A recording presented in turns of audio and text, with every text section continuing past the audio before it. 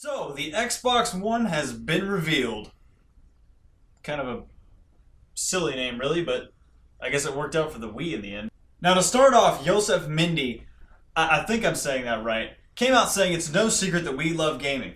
My first question popped in my head, then why aren't you focusing on the games? Yeah, I know E3's coming up here in just a few weeks and you could focus on gaming then.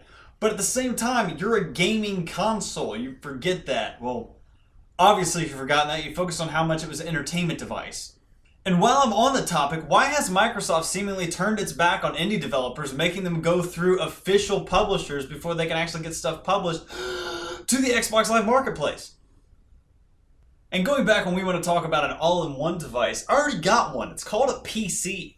Hell, even a Mac can be an all-in-one device. Well, except for the gaming bit. I guess we just kind of went over a Mac. My computer can do more, do it better. I don't have to pay to get on the internet. And on top of all of that, I can upgrade it over time, so it has actually greater longevity. I've had this computer and been upgrading it since almost the original Xbox. Okay, beginning of Xbox 360, but whatever, you get the point. Now, during the live demonstration, the voice commands are actually pretty cool. We're looking at the watch TV, play the game, do the stuff, make me a sandwich, and it all happened look like really seemingly instantly, which I actually thought was really impressive.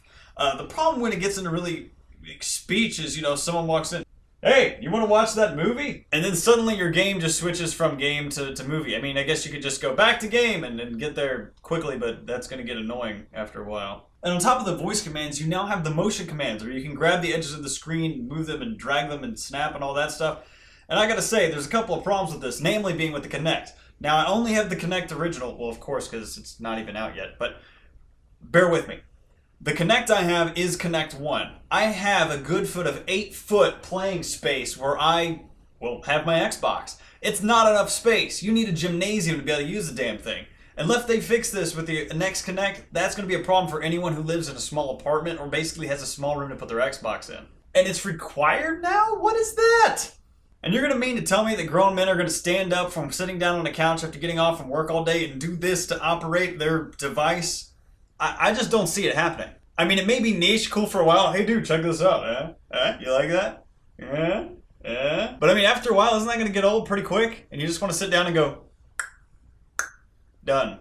So getting back to this instant switching thing, are all of these programs running at once? Switch from music, back to the internet, back to the game, back to the TV. Look, we can talk about the Xbox hardware, but I'm going to tell you, there's not a lot here, and if you're going to be running all of that and then trying to play a game later, that game ain't going to run so great.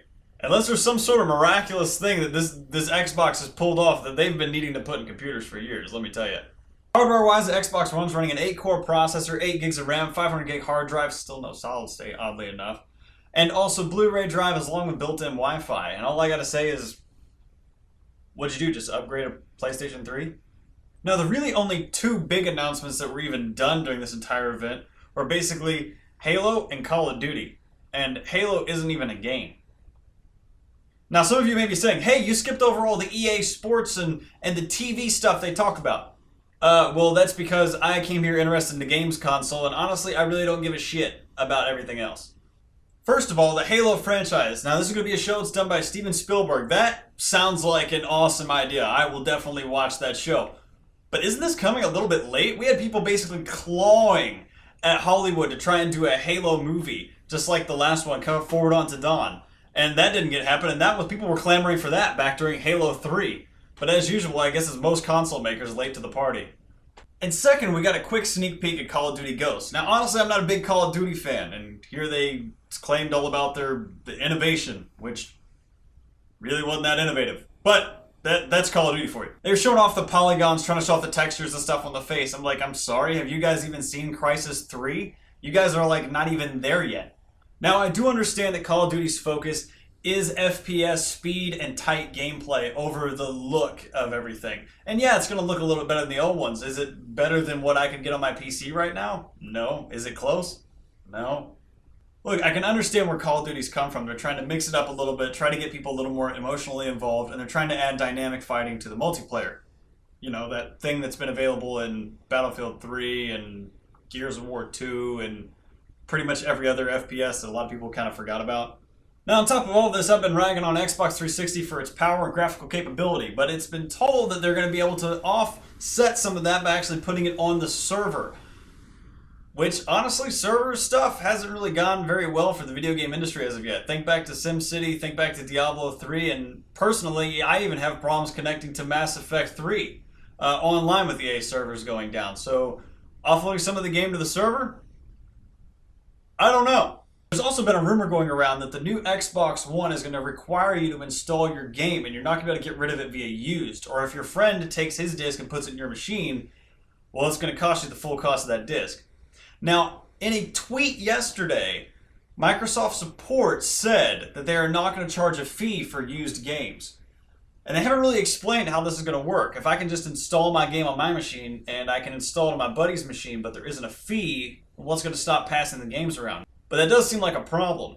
Now, I've heard the rumor that basically you can register it to your system and anyone else who gets the game is going to have to play from the disc. Once again, I don't have that confirmed. But hopefully we'll know more at E3. Lastly, the people that got shafted the most about this announcement was, well, everyone who wasn't living in America. I know a lot of you probably don't care about anyone who's not living in America because, well, you're Americans. But I have a few friends that do, so I decided to call them up and see what they were missing out on. Here's that interview. Here I have with me Errol O'Connor. He actually lives in Switzerland, of all places, in the EU. I do. But, you know, no one's going to believe me because of the internet. Do you have anything you can show or... Well, basically, I have this Swiss hat, which is only made in Switzerland because I don't think anywhere else is going to want to show Swiss pride or anything. And then I can say a little greeting in French, wait, Swiss people don't speak Swiss? Is Swiss a language? It's not called Swiss, but they do have their own language, and it's messed up and it's weird, and it's 0.4% of the population speaks it. Oh, well, okay. Well, say something in French then. Okay, I can say bonjour de la Suisse. Hello from Switzerland. Okay, well, he's in Switzerland, and the reason why I've brought Errol here is because if you thought maybe you thought the Xbox reveal was exciting, maybe you thought it was boring or disappointing, I'm talking to Errol to try and give a international perspective on how they took the Xbox reveal. And from what you've told me, you're pretty limited in what they actually showed. Since they've gone more toward a media box, all-in-one kind of entertainment thing, I feel like more and more European gamers are kind of getting limited in what is becoming available to them from Microsoft.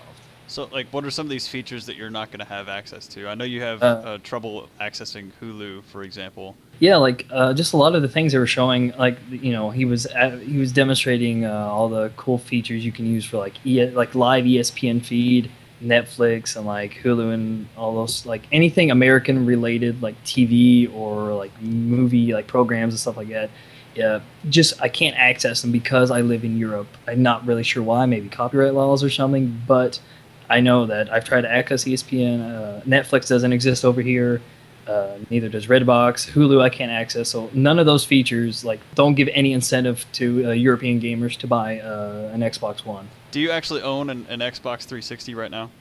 I do have a 360, and it's an American 360 because I bought this 360 when I was still living in America. And so first of all, that poses a problem because of the whole region locking. I have to import all my 360 games from America, so that's already more expensive and a lot more money than I want to pay. Then on top of that, I can't even use the American features for my American Xbox because of my internet IP being European. And it doesn't seem like that's going to be getting any better with the next Xbox.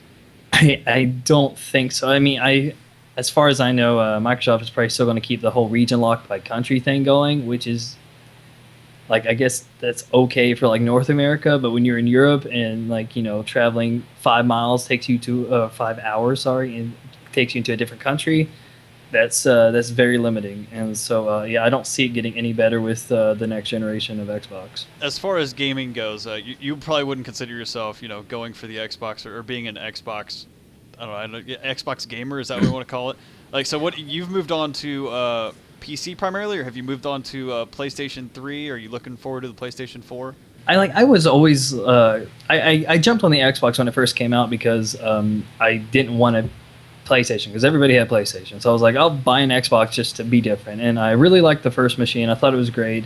And so I made sure to get the 360. And I thought it was good until later on in the cycle when they started moving more toward all-in-one entertainment. And so when I came here, actually, I bought a PS3 because it was just so much easier to buy my games from England, have the games in English shipped to me for like a half the price of what I would buy them here in Switzerland, and I could still play them even though I have a Swiss PlayStation 3.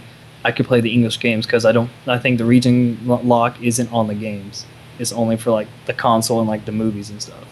Interesting. So I became more Sony PS3 over here, but I switched primarily to PC gaming just because I can download everything in English and without any really restrictions on like from where I'm from. Now, do you? It's just made it so much easier. On PC, I guess you primarily go through Steam.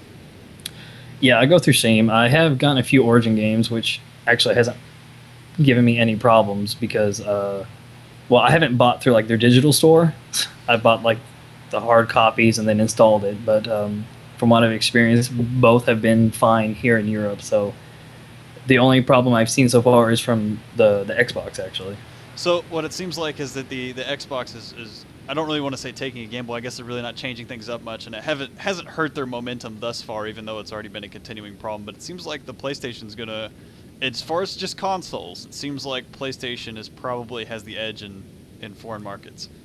I feel like Sony has a big advantage here. I think what hurt them probably was the high price of the PlayStation 3 when it first came out. But now, I've talked to the friends I made here and everything. They feel the same. It's just like more enticing to have a PlayStation that's going to function even if you move to a different country because you can still buy the games and still use it and stuff.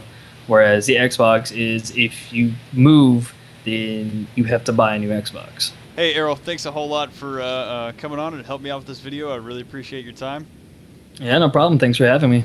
So right off the bat, Xbox 360 not looking too good in foreign markets. Overall, I gotta say the Xbox One really didn't impress me. Now, if I had to take a guess, I would say that Xbox is really focusing on the entertainment value because they are trying to get ahead of Apple because Apple's coming out with this Apple TV.